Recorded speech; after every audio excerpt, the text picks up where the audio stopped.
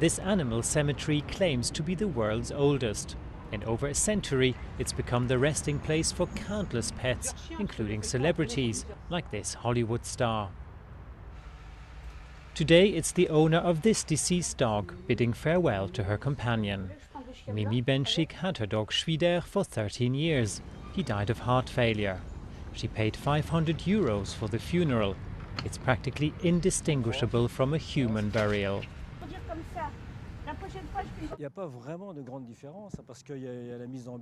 There's no real difference. The funeral happens exactly the same way. The body can be in the casket, and there is the lying in state so that people can caress their pet one last time. We have different coffin models to choose from, and there's a choice between a vault and an earth burial. The only difference is that religious ceremonies are not allowed. Not that Mimi wanted a religious ceremony.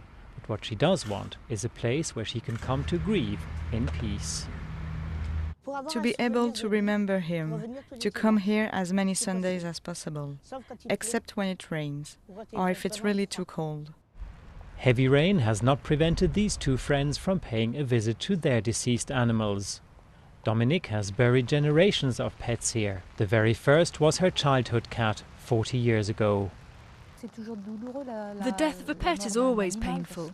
She was our little darling. We spent time with her, gave her a lot of affection. When she died, we didn't want to just throw her body out.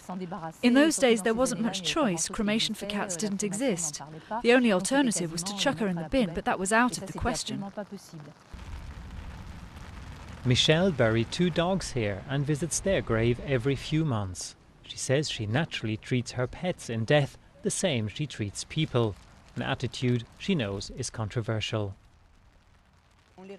We respect them like humans, there's no difference. They're on the same level. Some people may find that shocking, but for me, my little animals have exactly the same status as the people I know or that I've yet to meet.